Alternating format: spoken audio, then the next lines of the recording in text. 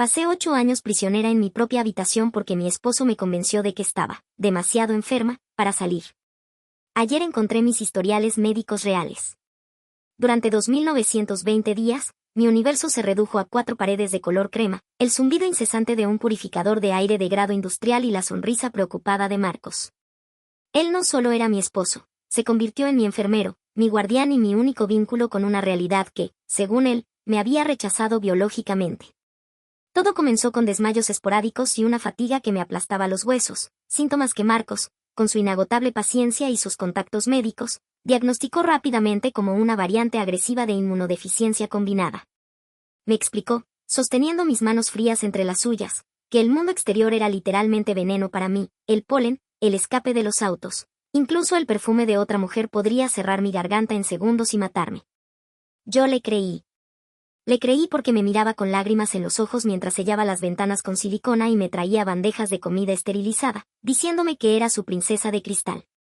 Me sentía la mujer más afortunada del mundo por tener a un hombre dispuesto a sacrificar su vida social y su libertad para mantenerme con vida, sin saber que la suerte era en realidad una sentencia de cadena perpetua en una jaula de terciopelo. La culpa me consumía cada vez que él regresaba del trabajo, oliendo a lluvia o a calle, y tenía que ducharse 3 veces antes de poder tocarme, un ritual que yo observaba con devoción, convencida de que su amor era lo único que se interponía entre mis pulmones y el colapso total. La rutina de mi encierro estaba diseñada con una precisión militar que confundí con cuidado médico. Cada mañana, a las 8 de la mañana en punto, Marcos entraba con un cóctel de pastillas, 2 azules para regular mi sistema nervioso y una cápsula roja para fortalecer mis defensas. O eso decía la etiqueta que él mismo había impreso con su rotuladora. Al tragarlas, una niebla espesa y cálida envolvía mi cerebro, dejándome en un estado de complacencia flotante donde las horas se derretían sin sentido. No tenía permitido usar internet ni teléfono por el estrés electromagnético que podría alterar mi delicado ritmo cardíaco. Mi único entretenimiento eran los libros que él seleccionaba y las historias filtradas que me contaba sobre lo peligroso y terrible que se había vuelto el mundo afuera. Es mejor aquí, mi amor, me susurraba mientras me cepillaba el cabello que se me caía a mechones. Aquí estás segura, aquí nadie puede hacerte daño excepto el aire. Me convenció de que mi propia familia me había abandonado por ser una carga, mostrándome mensajes de texto falsificados donde supuestamente decían que preferían recordarme como era antes. Aislada, drogada y manipulada, llegué a amar mi prisión y a adorar a mi carcelero, agradeciendo cada día que él decidiera volver a entrar por esa puerta blindada, sin sospechar que la llave que giraba por fuera no era para que el mundo no entrara, sino para asegurarse de que su juguete favorito nunca pudiera salir. La atrofia de mis músculos no era una consecuencia de mi supuesta condición genética, sino el resultado de un diseño macabro. Marcos insistía en que cualquier esfuerzo físico aceleraría mi deterioro, así que incluso ir al baño se convirtió en una expedición asistida donde él me cargaba como a una muñeca rota. Yo lloraba de gratitud en su hombro, sin saber que la debilidad en mis piernas provenía de los relajantes musculares que disolvía en mi té de hierbas cada tarde. Su control era absoluto y asfixiante. Medía mis constantes vitales cada 4 horas y ajustaba las dosis con la frialdad de un químico, anotando cada fluctuación en una libreta de cuero negro que guardaba con celo. Me había convencido de que mi sistema inmunológico era tan frágil que una simple mota de polvo podría desencadenar un choque anafiláctico, creando una realidad donde él era el único ser seguro en un planeta hostil. A veces, me acariciaba la mejilla con guantes de látex y me decía que mi piel estaba demasiado pálida, demasiado traslúcida, como si estuviera desapareciendo, y yo sentía terror de dejarlo solo, de morir y abandonarlo a su suerte, sin entender que él se alimentaba de mi miedo y florecía con mi marchitamiento progresivo.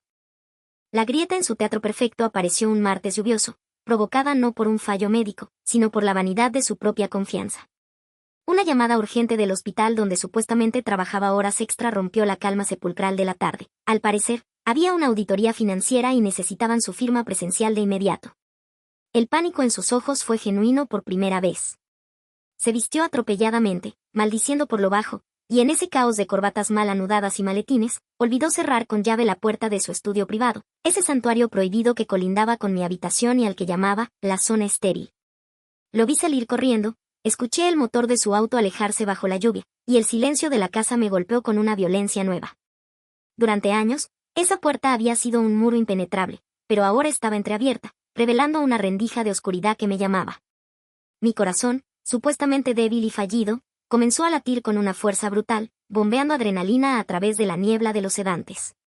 Sabía que si me levantaba podría colapsar, pero una voz primitiva en mi cabeza, una que no había escuchado en casi una década, me gritó que esa era mi única oportunidad para ver qué escondía el hombre que me había salvado de la vida misma.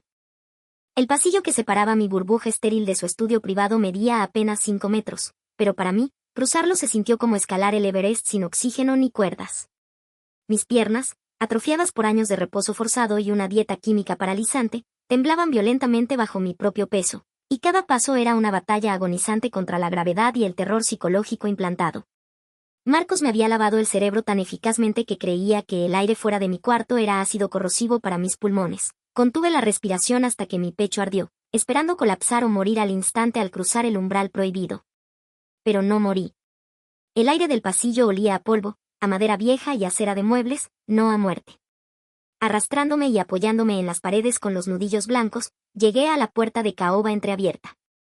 El estudio no estaba esterilizado como él juraba. Era un caos de papeles, olor a whisky rancio y una normalidad ofensiva que contrastaba con la pulcritud de mi celda blanca. Sobre el escritorio de roble, ese altar donde él supuestamente trabajaba horas extras para pagar mis tratamientos millonarios, descansaba el maletín de cuero que había olvidado en su pánico por la auditoría. Mis manos, pálidas y esqueléticas como las de un cadáver viviente, lucharon torpemente con los broches dorados. No buscaba una cura, buscaba una respuesta, pero lo que encontré dentro de esa carpeta azul marino hizo que deseara, por un segundo, haber muerto de verdad en mi cama. La primera hoja era un informe reciente de un laboratorio externo, fechado hace apenas 3 días. Mis ojos recorrieron frenéticamente la jerga médica buscando los marcadores de mi fatal enfermedad autoinmune, pero las palabras se negaban a encajar con la narrativa de mi vida y mi sufrimiento. Paciente, Elena R/diagonal resultados, negativo para lupus, negativo para esclerosis, negativo para inmunodeficiencia. Cuadro clínico compatible con intoxicación crónica por benzodiazepinas y atrofia muscular inducida por sedentarismo extremo. El mundo se detuvo y el suelo pareció abrirse bajo mis pies descalzos. No estaba enferma. Nunca lo estuve. Estaba siendo sistemáticamente envenenada por el hombre que juraba amarme. Con un grito ahogado por el horror puro, escarbé más en el fondo del maletín y encontré un cuaderno de notas manuscritas, una bitácora de su experimento retorcido, día 2900. La sujeto muestra docilidad total. He aumentado la dosis nocturna tras sus preguntas de ayer. Agradece los cuidados. El aislamiento es un éxito absoluto. Las lágrimas que brotaron no eran de tristeza, eran de pura rabia volcánica. Allí estaban también las cartas de mi madre, docenas de ellas, abiertas y marcadas como interceptadas, llenas de súplicas para verme. Marcos no era mi salvador, era un depredador que había construido una jaula con mis propios miedos. Y entonces, el sonido inconfundible de su motor en la entrada congeló mi sangre. El monstruo había vuelto antes de tiempo y yo estaba fuera de mi jaula.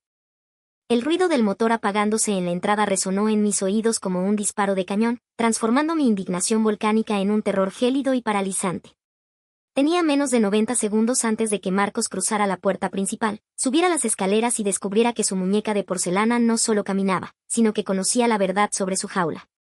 Mis manos temblaban tan violentamente que los papeles crujían como hojas secas mientras intentaba devolver el orden al caos que había creado en su escritorio. Cada documento debía quedar milimétricamente alineado. Cada carta de mi madre, esas que guardé en mi memoria fotográfica. No nos rendiremos, hija, debía regresar al fondo del maletín maldito.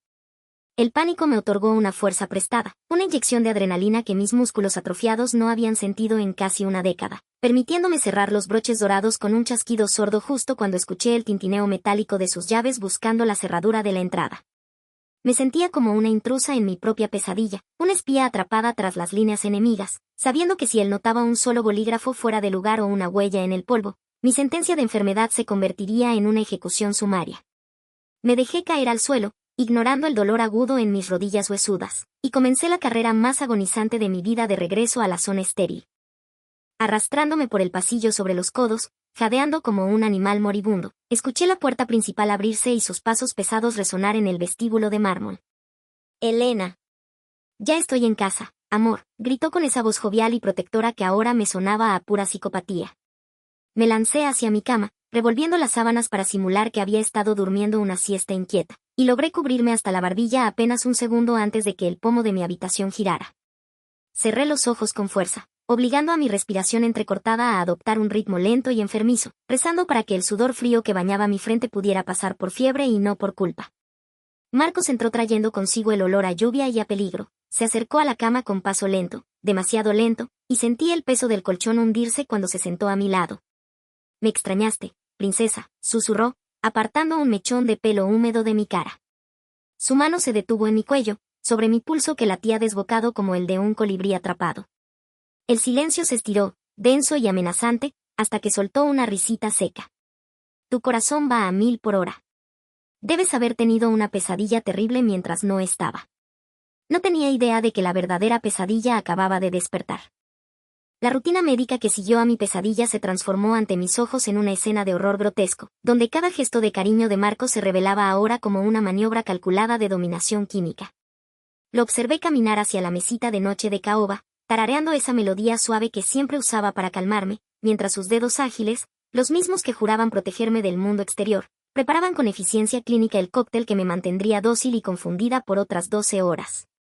Ya no veía al esposo abnegado triturando mis suplementos vitamínicos para que fueran más fáciles de tragar. Veía a un carcelero metódico dosificando el veneno exacto para que mi mente flotara en una nube de algodón y mis piernas olvidaran cómo sostener mi peso. Recordé las palabras del informe médico que había vislumbrado en su estudio: intoxicación crónica por benzodiazepinas. Esas pastillas azules que él llamaba estabilizadores de ánimo no eran para mi ansiedad, eran grilletes químicos diseñados para borrar mi voluntad. Y las cápsulas rojas, supuestamente para mi deficiencia de hierro, eran sin duda los relajantes musculares que me habían convertido en una inválida dependiente, incapaz de dar 10 pasos sin colapsar en sus brazos salvadores. La náusea subió por mi garganta, ácida y violenta, no por la enfermedad inexistente, sino por la repulsión visceral de tener al arquitecto de mi destrucción acariciándome el pelo y diciéndome con esa voz dulce y enfermiza: «Vamos, amor, esto te hará sentir mejor en un minuto.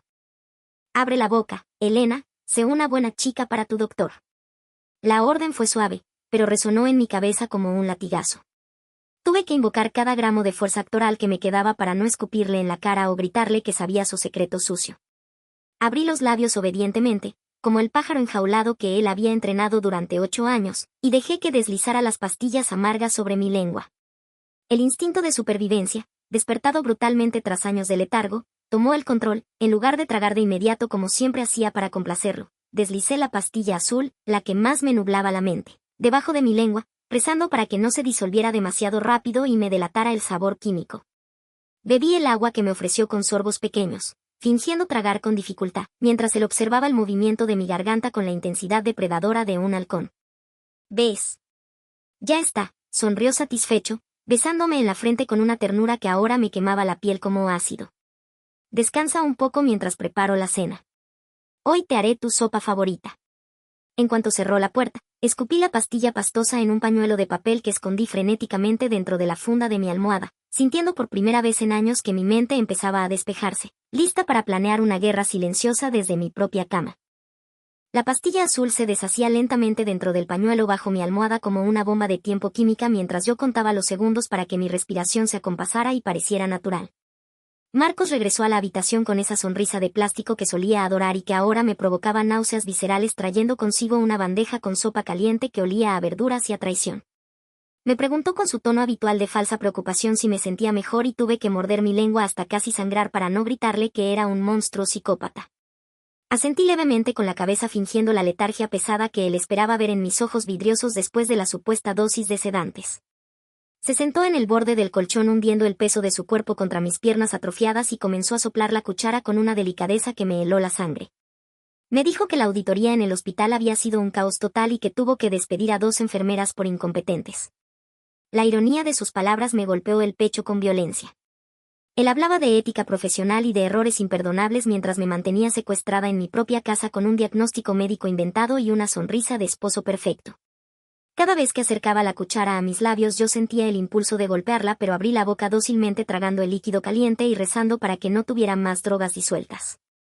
Mientras comía en silencio observé la habitación con una claridad nueva y aterradora que los sedantes me habían robado durante años. Los detalles que antes interpretaban como cuidados amorosos ahora se revelaban como barrotes de una celda de lujo. Noté por primera vez que las ventanas no solo estaban selladas con silicona sino que tenían cerraduras de seguridad infantil por fuera y que el monitor de bebé que él había instalado para escucharme si me sentía mal tenía una luz roja parpadeante que me seguía con demasiada precisión. Me di cuenta de que no era un monitor de audio sino una cámara de alta definición camuflada. El pánico subió por mi garganta como bilis ácida al pensar que quizás él me había visto entrar en su estudio o que había notado el cambio en la posición de los papeles en su escritorio. Marcos me limpió una gota de sopa de la barbilla con su pulgar y me dijo que me notaba tensa, que mis hombros estaban rígidos. Me preguntó si algo me había asustado mientras él no estaba. El corazón se me detuvo un instante. Tuve que obligarme a mirarlo a los ojos y mentir con la misma frialdad con la que él me había mentido durante una década. Le dije que solo había tenido un mal sueño donde me quedaba sola y nadie venía a ayudarme. Él sonrió satisfecho al escuchar mi dependencia y me acarició el pelo diciéndome que eso nunca pasaría porque él siempre estaría allí para protegerme del mundo. Nunca había sentido tanto odio hacia una persona viva. Marcos insistió en que terminara hasta la última gota del caldo porque según él mi cuerpo necesitaba nutrientes para luchar contra la guerra invisible que se libraba en mi interior. Miré el líquido amarillento remolineándose en el tazón y lo vi como lo que realmente era una correa química diseñada para mantener mis piernas débiles y mi mente nublada durante otras 12 horas. La claridad que había ganado al escupir la pastilla azul era un arma de doble filo porque ahora podía sentir el dolor sordo en mis articulaciones gritando por su dosis habitual de entumecimiento, pero sabía que ese dolor era lo único real en mi vida en este momento. Le dije que sentía el estómago como un nudo de serpientes y que creía que iba a vomitar si daba otro bocado. Él frunció el ceño con esa desaprobación clínica que solía hacerme sentir pequeña y desagradecida, pero esta vez vi el destello de molestia en sus ojos no porque estuviera preocupado por mi nutrición sino porque me necesitaba. Sedada para disfrutar de su noche de libertad. Acercó la cuchara a mis labios de nuevo con una persistencia que rozaba la agresión y supe que tenía que actuar rápido antes de que me la metiera a la fuerza por la garganta o decidiera inyectarme algo más fuerte para calmar mi histeria. Provoqué una tos violenta que sacudió todo mi cuerpo y aproveché el espasmo para golpear el tazón de su mano enviando la sopa a salpicar sobre las sábanas blancas inmaculadas y su camisa de vestir cara. La cerámica se hizo añicos en el suelo con un sonido que pareció ensordecedor en el silencio de mi prisión. Por un segundo su rostro se contorsionó en una máscara de pura rabia que nunca había visto antes, un vistazo al monstruo debajo del disfraz de marido, pero lo alisó instantáneamente en una mirada de paciencia cansada. Suspiró profundamente mientras limpiaba el desastre con una toalla y me dijo que los accidentes ocurrían cuando uno estaba tan débil como yo. Mientras él estaba distraído fregando la alfombra logré verter el contenido restante del vaso de agua en una planta en maceta cerca de la cama. Era una pequeña victoria en una guerra que él ni siquiera sabía que había comenzado, pero mientras veía la tierra absorber el líquido sentí una oleada de adrenalina más caliente que cualquier fiebre. Había sobrevivido a la cena sin ser drogada y ahora la verdadera noche estaba a punto de comenzar. La oscuridad de la habitación siempre había sido mi enemiga porque traía consigo los terrores nocturnos y la parálisis del sueño inducida por las drogas, pero esta noche la oscuridad era mi única aliada en el infierno. Permanecí inmóvil bajo el edredón de plumas durante horas escuchando cómo la respiración de la casa cambiaba y esperando a que el efecto de los supuestos sedantes que no había tomado debería haberme dejado inconsciente. Mi cuerpo comenzó a gritar en silencio exigiendo la química que le había sido negada y sentí como el sudor frío de la abstinencia empapaba mi camisón de seda pegándose a mi piel como una segunda capa de miedo. Los temblores empezaron en mis manos y bajaron hasta mis pies atrofiados sacudiéndome con espasmos violentos que tuve que sofocar mordiendo la almohada para no hacer ruido. Era un dolor agudo y visceral que me recordaba que estaba viva y que mi sistema nervioso estaba despertando de un coma de 8 años. Cada calambre era una pequeña victoria contra el hombre que dormía plácidamente al otro lado del pasillo creyendo que su muñeca rota estaba desconectada hasta la mañana siguiente.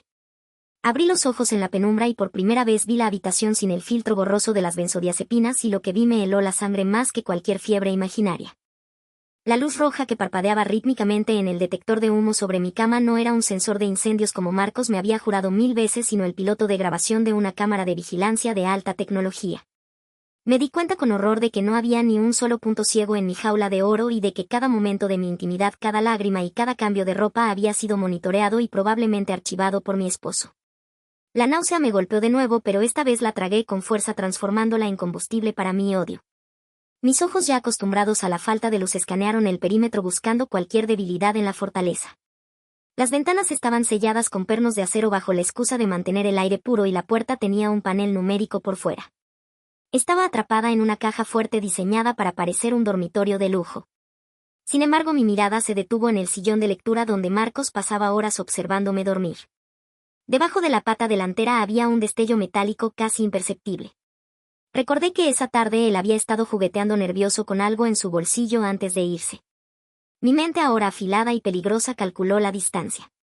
Eran solo 3 metros de alfombra, pero para mis piernas de gelatina representaban un maratón imposible. Tenía que llegar a ese objeto sin alertar a la cámara y sin que mis músculos fallaran porque sabía instintivamente que ese pequeño brillo en el suelo podía ser la llave maestra de mi libertad o el arma que usaría para conseguirla. La luz roja del detector de humo parpadeaba como un ojo malvado que nunca duerme vigilando cada suspiro de mi existencia miserable en esa habitación. Sabía que si Marcos revisaba las grabaciones por la mañana y veía una cama vacía, mi historia terminaría antes de empezar, así que calculé los intervalos del parpadeo con la precisión de un artificiero desactivando una bomba. Me deslicé fuera de las sábanas de seda con movimientos líquidos y agonizantes, pegando mi cuerpo al suelo frío para mantenerme fuera del ángulo de visión de la lente gran angular que él había instalado bajo la excusa de mi seguridad médica. El dolor en mis piernas atrofiadas era un fuego líquido que subía por mis muslos gritándome que me detuviera y volviera a la seguridad del coma inducido, pero la adrenalina del odio era un anestésico más potente que cualquier droga que él me hubiera inyectado durante la última década. Me arrastré centímetro a centímetro sobre la alfombra persa, sintiendo como el polvo se pegaba a mi sudor frío hasta llegar a la sombra protectora del sillón de lectura. Allí, en ese pequeño oasis de oscuridad donde la luz roja no llegaba, pude respirar por primera vez sin sentir que me robaban el aire. Mis dedos temblorosos tantearon la fibra de la alfombra buscando el destello metálico que había visto desde la cama, rezando a un dios en el que había dejado de creer para que no fuera una alucinación provocada por la abstinencia química de mi cerebro. Cuando mis uñas rozaron el metal frío, casi grité de alivio y terror simultáneo al tacto de la realidad. No era una pastilla olvidada ni una moneda caída del bolsillo de Marcos, sino una pequeña llave plateada de esas que se usan para abrir diarios personales o cajones de escritorio cerrados con celo. La reconocí al instante porque la había visto colgar del llavero de Marcos 1000 veces, ese llavero que él guardaba obsesivamente en su bolsillo y que jamás dejaba a mi alcance bajo ninguna circunstancia. Debió haberse soltado cuando se inclinó bruscamente para recoger los supuestos vidrios rotos de mi vaso, o quizás el destino finalmente había decidido dejar de castigarme y darme una oportunidad de luchar. Apreté el metal contra mi pecho, sintiendo sus bordes dentados clavarse en mi piel fina como una promesa de violencia futura y liberación. Esa llave no abría la puerta blindada de mi habitación, pero estaba segura de que abría el cajón inferior de su escritorio en el estudio, ese cajón que siempre permanecía cerrado y donde sospechaba que guardaba algo mucho más valioso que dinero. Tenía el arma en mis manos, pero usarla requería volver a cruzar el pasillo de la muerte y entrar en la boca del lobo una vez más. Miré hacia la cámara parpadeante desde el suelo y juré por mi vida robada que la próxima vez que Marcos entrara en esa habitación no encontraría a una paciente moribunda, sino a una esposa armada con la verdad y dispuesta a matar por ella. El regreso a la puerta de mi habitación fue una odisea de dolor silencioso y terror psicológico, arrastrándome sobre los codos para evitar el campo de visión de la cámara que parpadeaba con su luz roja acusadora desde el techo. Cada fibra de mi ser atrofiado gritaba que era una locura suicida intentar salir de nuevo, pero la llave de plata quemaba en mi mano sudorosa como un hierro al rojo vivo, exigiéndome que la usara antes de que Marcos despertara, o de que mi cuerpo colapsara por la falta de drogas en mi sistema. Llegué al umbral conteniendo la respiración hasta que mis pulmones ardieron y alcé la mano temblorosa hacia el pomo dorado, rezando a cualquier dios que escuchara para que la distracción de la sopa derramada y su ira momentánea hubieran hecho que mi carcelero olvidara echar el cerrojo exterior por primera vez en años. Cuando el metal frío giró bajo mi tacto resbaladizo, casi me desmayo del alivio puro y la puerta se abrió con un gemido apenas audible que para mí sonó como un grito de guerra en el silencio sepulcral de la casa. Me deslicé hacia el pasillo oscuro donde la única luz provenía de la luna llena que se filtraba por las ventanas altas, esas que nunca había podido alcanzar y que ahora parecían llamarme. El estudio estaba a solo unos metros de distancia, pero atravesar ese espacio abierto se sentía como cruzar un campo minado infinito lleno de sombras alargadas que parecían tomar la forma de Marcos acechando en cada esquina, listo para castigarme por mi insolencia. Me arrastré dentro de la boca del lobo, guiada por el instinto animal de supervivencia, ignorando el dolor punzante en mis rodillas desolladas por la alfombra áspera, hasta llegar al escritorio masivo de roble que dominaba la habitación como un altar al ego desmedido de mi esposo. Con manos que temblaban tanto por la debilidad muscular como por la adrenalina, busqué la cerradura del cajón inferior derecho, ese que siempre permanecía cerrado bajo 7 llaves y que Marcos miraba con una ansiedad posesiva cada vez que entraba en la habitación para trabajar. El clic del mecanismo al abrirse fue el sonido más hermoso y aterrador que había escuchado en mi vida, una sinfonía de metal contra metal que anunciaba el fin de mis secretos y el comienzo de mi verdad. Tiré del cajón pesado con desesperación, esperando encontrar dinero en efectivo o pasaportes falsos que confirmaran su doble vida, pero lo que vi me detuvo el corazón en el pecho de una manera que ninguna droga podría lograr. Allí, escondido bajo una pila de facturas médicas falsificadas y recetas de medicamentos que jamás necesité, descansaba mi viejo teléfono celular, ese que Marcos me había jurado con lágrimas en los ojos que se había perdido durante el caos de mi primer colapso hacía 8 años. La pantalla estaba rota en una esquina y cubierta de una capa fina de polvo, pero cuando presioné el botón de encendido con un dedo escuálido la pantalla se iluminó en la oscuridad revelando mi rostro demacrado como un faro de esperanza en medio del océano. La batería marcaba un milagroso 4% de carga residual suficiente para condenarlo o para salvarme si actuaba rápido. Mientras el sistema operativo cargaba con una lentitud agonizante vi aparecer cientos de notificaciones antiguas, mensajes de texto de mi madre preguntando dónde estaba y llamadas perdidas de amigos que nunca me habían olvidado. No estaba sola en el mundo como él me había hecho creer. Marcos había construido una mentira tan grande que había bloqueado el sol, pero ahora yo tenía la antorcha para quemarlo todo hasta los cimientos. La pantalla iluminada del teléfono en mis manos esqueléticas brillaba con la intensidad de un faro en medio de una tormenta perfecta, revelando la magnitud de la mentira que había sido mi vida durante los últimos 8 años. Al desbloquear el dispositivo con dedos que apenas respondían a mis órdenes cerebrales, me encontré con una cascada de notificaciones que desmentían cada palabra que Marcos me había susurrado con falsa compasión. Allí estaban los mensajes de mi madre, cientos de ellos acumulados como estratos geológicos de dolor y esperanza perdida, preguntando una y otra vez por qué no respondía y suplicando una señal de vida. Marcos me había jurado que ella había cambiado de número para no sufrir viéndome morir lentamente, que se había mudado a la costa para olvidar, pero la realidad digital frente a mis ojos gritaba que ella nunca se había rendido. La batería cayó al 3% y sentí un pánico visceral que me heló la sangre más que el aire acondicionado perpetuo de mi habitación. Cada segundo que pasaba leyendo era un segundo que perdía para pedir auxilio y mis manos atrofiadas luchaban contra la pantalla táctil como si estuvieran hechas de madera, tratando de coordinar movimientos que había olvidado hacía una década. La luz azulada iluminaba las cicatrices invisibles de mi encierro y me mostraba la verdad desnuda de que no era una paciente terminal sino una secuestrada en su propio hogar, víctima de un psicópata que dormía a pocos metros de distancia. El odio que sentí en ese momento fue tan puro y cristalino que por un instante olvidé el dolor de mis músculos y la debilidad de mi cuerpo. Con el indicador de batería parpadeando en rojo como una cuenta atrás hacia mi destrucción total, abrí la aplicación de mensajería y busqué el contacto de mamá, rezando para que no lo hubiera bloqueado o borrado en su locura controladora. Mis dedos torpes golpeaban las teclas virtuales cerrando una de cada 3 letras, pero no tenía tiempo para correcciones ortográficas ni para sutilezas gramaticales. Necesitaba enviar un grito de auxilio que fuera imposible de ignorar o malinterpretar. Escribí con la desesperación de quien se ahoga y ve la última mano tendida. No estoy enferma. Marcos miente. Me tiene encerrada. Llama a la policía ya. Por favor, mamá. Presioné el botón de enviar justo cuando el teléfono vibraba indicando el 1% de energía restante y vi la barra de carga avanzar con una lentitud que me pareció sádica.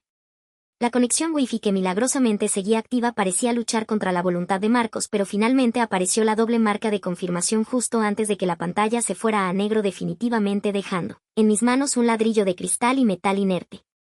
Me quedé paralizada en la oscuridad del estudio, con el corazón golpeándome las costillas como un pájaro enjaulado, preguntándome si ese mensaje llegaría a tiempo o si sería el último testamento de una mujer fantasma. Tuve que obligarme a respirar y a moverme para devolver el teléfono a su tumba bajo las facturas falsas, colocando cada papel con una precisión quirúrgica para que nada delatara mi crimen. Cerré el cajón con la llave plateada, sintiendo que acababa de lanzar una granada al centro de mi vida y que la explosión era inminente. El regreso a la seguridad fingida de mi cama fue una tortura silenciosa que consumió las últimas reservas de energía que me quedaban, dejándome temblando bajo las sábanas empapadas en sudor frío justo cuando los primeros rayos grises del amanecer comenzaban a filtrarse por las rendijas de las persianas selladas. Cerré los ojos con fuerza, obligando a mi respiración entrecortada a simular el ritmo profundo y pausado del sueño inducido por drogas, mientras mi mente repasaba frenéticamente cada paso que había dado en la oscuridad, buscando cualquier error fatal que pudiera haberme delatado ante los ojos electrónicos que todo lo veían.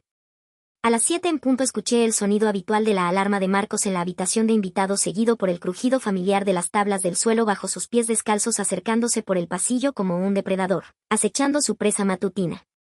La puerta se abrió con ese chirrido suave que siempre me había parecido protector y que ahora sonaba como el sello de una tumba cerrándose, pero esta vez no hubo el saludo cariñoso habitual ni el beso en la frente. Hubo un silencio denso y pesado que se estiró durante segundos eternos, en los que sentí su mirada recorriendo la habitación con la precisión de un escáner, buscando cualquier anomalía en su ecosistema perfecto. Finalmente sentí el peso del colchón hundirse a mi lado, pero él no me tocó. Se quedó inmóvil, respirando cerca de mi cara con una intensidad que me erizó la piel y me obligó a abrir los ojos lentamente, fingiendo un despertar confuso y letárgico. Marcos me observaba con una expresión indescifrable, una mezcla de curiosidad clínica y sospecha fría que nunca había visto dirigida hacia mí. Me preguntó con una voz demasiado tranquila por qué mis rodillas tenían marcas rojas y pequeños rasguños como si me hubiera arrastrado por una superficie áspera. El pánico me golpeó el pecho como un martillo porque en mi desesperación por enviar el mensaje había olvidado revisar mi propio cuerpo en busca de evidencias físicas de mi excursión nocturna. Tuve que tragar saliva y mentir con la voz ronca diciéndole que me había caído al intentar ir al baño sola durante la noche porque no quería molestarlo después de haber sido tan torpe con la sopa en la cena. Él no parpadeó. Se levantó lentamente y caminó hacia la ventana dándome la espalda mientras murmuraba que era muy extraño porque juraría haber escuchado ruidos en el estudio a las 3 de la mañana. Mi sangre se congeló en las venas. Se giró bruscamente con una sonrisa que no llegaba a sus ojos y me dijo que tal vez mi condición neurológica estaba empeorando y causándome sonambulismo. Su tono era casual pero la amenaza implícita era clara como el cristal. Me informó que por mi propia seguridad hoy tendría que aumentar la dosis de mis medicamentos y que se quedaría en casa para vigilarme personalmente. Supe entonces que el tiempo de las sutilezas había terminado y que si mi madre no aparecía pronto esa sería mi última mañana en este mundo. Marcos regresó a la habitación no con la bandeja del desayuno sino arrastrando un soporte metálico para suero que chirriaba contra el suelo de madera con un sonido agudo que presagiaba mi final inminente. Su rostro había perdido la máscara de marido preocupado y ahora mostraba la eficiencia fría de un verdugo que prepara el cadalso bajo la excusa de un procedimiento médico de urgencia. Traía en las manos unas correas de cuero acolchado que él llamaba suavemente bandas de sujeción terapéutica y me explicó con un tono de voz monótono y aterrador que mis supuestos episodios de sonambulismo nocturno eran una clara señal de que mi cerebro estaba sufriendo microconvulsiones que podrían matarme si intentaba caminar sola otra vez. Me dijo que por mi propio bien y para evitar que me lastimara en mi confusión tendría que mantenerme inmovilizada en la cama durante las próximas 48 horas mientras me administraba un ciclo intensivo de sedantes intravenosos para resetear mi sistema nervioso colapsado. Mientras hablaba comenzó a atar mis muñecas a los barrotes de la cabecera con una fuerza que cortaba la circulación ignorando mis lágrimas silenciosas y mis súplicas ahogadas que rebotaban en las paredes insonorizadas. La humillación de ser tratada como un animal peligroso en mi propio lecho conyugal fue superada solo por el terror absoluto de saber que si esa aguja entraba en mi vena jamás volvería a despertar con la mente clara para contar mi historia o ver la luz del sol. Observé con horror paralizante cómo colgaba una bolsa de líquido transparente en el gancho del soporte y purgada la tubería plástica con una destreza que me revolvió el estómago dejando caer unas gotas al suelo que brillaron, como lágrimas tóxicas en la alfombra. Marco se sentó a mi lado con una jeringa llena de un líquido lechoso que según él era un simple preanestésico para que la inserción del catéter no me doliera, pero yo sabía instintivamente que era la llave química para cerrar mi mente y tirar la llave al fondo del océano para siempre. Me acarició la mejilla con el dorso de la mano enguantada y me susurró al oído que no tuviera miedo, que todo esto era amor en su estado más puro y sacrificado y que cuando despertara me sentiría como una mujer nueva sin recuerdos de dolor ni de angustia ni de dudas paranoicas. Supe en ese instante con una certeza cristalina que su plan no era curarme sino borrarme del mapa existencial. Si permitía que esa aguja penetrara mi piel, a Elena, que había descubierto la verdad en el estudio, dejaría de existir y solo quedaría la cáscara vacía y babeante que él podía manipular a su antojo. La adrenalina inundó mi sistema con una violencia que hizo que mi visión se enfocara en un solo punto vital: la bandeja de metal donde había dejado las tijeras quirúrgicas olvidadas por un descuido imperdonable en su arrogancia de carcelero supremo. Estaban a solo unos centímetros de mi mano izquierda que aún no había terminado de asegurar del todo. Era una carrera contra la aguja y sabía que solo uno de los dos saldría de esa habitación con vida. Cuando la punta fría de la aguja rozó la piel de mi antebrazo sentí una oleada de repulsión tan violenta que rompió las últimas cadenas de mi miedo paralizante. No intenté forcejear físicamente porque sabía que en mi estado era una batalla perdida, pero usé mi voz, esa voz que no había usado con fuerza en 8 años, para detenerlo en seco con una verdad que cortaba más que cualquier cuchillo. Le dije mirándolo directamente a esos ojos que antes adoraba que sabía que el informe del laboratorio era negativo y que mi sangre estaba limpia. La mano de Marcos se congeló en el aire sosteniendo la jeringa como una estatua de cera y el silencio que inundó la habitación fue más aterrador que cualquier grito de furia. Continué hablando con una calma que no sentía y que nacía de la desesperación absoluta, diciéndole que había estado en su estudio y que había leído su diario de tortura donde detallaba cómo me envenenaba sistemáticamente, para mantenerme dócil y dependiente. Le escupí las palabras en la cara diciéndole que no tenía lupus ni esclerosis ni ninguna de las mentiras patológicas que él había inventado durante una década, sino que mi única enfermedad terminal era haber confiado en un monstruo como él. Esperaba que me golpeara o que negara todo con más manipulaciones médicas, pero su reacción fue mucho peor porque Marcos bajó la jeringa lentamente y soltó un suspiro largo y decepcionado como si fuera un padre cuyo hijo acaba de romper un juguete valioso, dejando caer la máscara de esposo amoroso para revelar el vacío oscuro y psicopático que había debajo. Se levantó de la cama con una tranquilidad depredadora que me heló la sangre y comenzó a caminar por la habitación diciéndome que todo lo que había hecho era una forma superior de amor, que yo era demasiado ingrata y básica para comprender. Me explicó sin una pizca de remordimiento ni culpa que cuando nos casamos vio como el mundo intentaba alejarme de él con trabajos y amigos y ambiciones absurdas, y decidió que la única forma de mantenerme pura y segura a su lado para siempre era creando un santuario hermético donde solo existiéramos nosotros dos. Confesó con una sonrisa torcida que me revolvió el estómago que las drogas eran necesarias para limpiar mi mente de las influencias externas tóxicas y que la atrofia muscular de mis piernas era un pequeño precio a pagar por la eternidad y la fidelidad absoluta. Me dijo que yo era su creación perfecta, su obra maestra en vida, y que no permitiría que un error administrativo estúpido en su estudio arruinara 8 años de perfección doméstica inmaculada. Su tono no era de ira sino de una posesividad absoluta y enferma que me dejó claro que para él yo no era una mujer sino un objeto de su propiedad exclusiva. Se volvió hacia mí apretando la jeringa con fuerza y me dijo que ahora que sabía la verdad tendríamos que empezar una nueva fase del tratamiento, una mucho más estricta y permanente para borrar mi rebeldía. Entendí entonces que la sedación ya no era para calmarme sino que iba a intentar inducirme un coma irreversible o matarme allí mismo antes de dejarme cruzar esa puerta. Marcos se abalanzó sobre mí con la jeringa en alto como una lanza destinada a silenciar mi corazón para siempre, y en ese instante el tiempo pareció distorsionarse en una cámara lenta, grotesca y aterradora. Mis músculos atrofiados que apenas podían sostenerme de pie encontraron una reserva de energía primitiva nacida del terror puro y del instinto de supervivencia que superaba cualquier diagnóstico médico falso o debilidad inducida. Con la mano izquierda que él había dejado a medio atar en su arrogancia de creerse intocable, lancé un zarpazo desesperado hacia la bandeja metálica, ignorando el dolor agudo en mi hombro dislocado por el esfuerzo repentino y violento. Mis dedos se cerraron alrededor del acero frío de las tijeras quirúrgicas justo cuando la aguja rozaba mi piel, y con un grito que me desgarró la garganta clavé el instrumento en su hombro con toda la fuerza de mi odio, acumulado durante casi 3000 días de encierro injusto. El sonido de la carne rasgándose y el aullido de dolor de Marcos llenaron la habitación, rompiendo la atmósfera estéril y perfecta que él había construido con tanto esmero para su paciente favorita. La jeringa voló de su mano estrellándose contra la pared y derramando su veneno lechoso inútilmente mientras él retrocedía, tambaleándose con la incredulidad pintada en su rostro de psicópata al darse cuenta de que su muñeca rota acababa de morder y de que la víctima se había convertido en verdugo. Aproveché su momento de shock y dolor para liberar mi otra muñeca de las correas de cuero con dedos que temblaban violentamente, no por miedo sino por la descarga masiva de adrenalina que inundaba mi sistema como un torrente eléctrico. Me lancé fuera de la cama aterrizando sobre mis piernas débiles que amenazaban con doblarse bajo mi peso como ramas secas, pero el miedo a morir allí mismo me convirtió en una criatura impulsada por la voluntad pura más que por la biología. Marcos rugió mi nombre con una mezcla de furia animal y posesividad herida, arrancándose las tijeras del hombro y lanzándose hacia mí con la sangre manchando su camisa inmaculada, transformándose en una pesadilla viviente. No miré atrás ni una sola vez mientras corría hacia la puerta abierta, arrastrando los pies y tropezando con la alfombra, sintiendo su aliento en mi nuca y escuchando sus pasos pesados acortando la distancia con cada segundo que pasaba. El pasillo se extendía ante mí como un túnel interminable hacia la libertad, y sabía que si él me alcanzaba antes de llegar a la salida no habría una segunda oportunidad, ni un juicio, ni una explicación. Solo habría oscuridad eterna y una tumba sin nombre. Llegué al descansillo de la escalera jadeando como si mis pulmones estuvieran llenos de vidrio molido, y me lancé hacia los escalones resbalando y casi cayendo al vacío, impulsada por la certeza absoluta de que prefería romperme el cuello en la caída que volver a sentir sus manos de carcelero sobre mi piel un segundo más.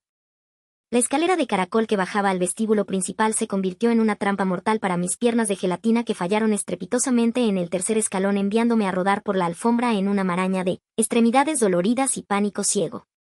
El impacto contra el suelo de mármol del recibidor me sacó el aire de los pulmones con un gemido agudo, pero el sonido de los pies descalzos y pesados de Marcos tronando detrás de mí actuó como un látigo invisible que me obligó a arrastrarme hacia la puerta masiva de roble. Esa puerta había sido durante casi 3000 días la frontera inquebrantable entre mi infierno personal y el mundo de los vivos, y ahora brillaba con la luz burlona de un panel numérico de seguridad que se interponía como un último guardián cruel. Escuché a Marcos jadear mi nombre desde la barandilla superior con una voz distorsionada por el dolor de la puñalada y la locura, prometiéndome que si daba un paso más me rompería las piernas para que nunca pudiera volver a intentarlo. Mis dedos ensangrentados y temblorosos se posaron sobre las teclas frías y mi mente buscó desesperadamente en los archivos de mi memoria fotográfica, recordando la única vez que lo vi cambiar la combinación hacía 2 años.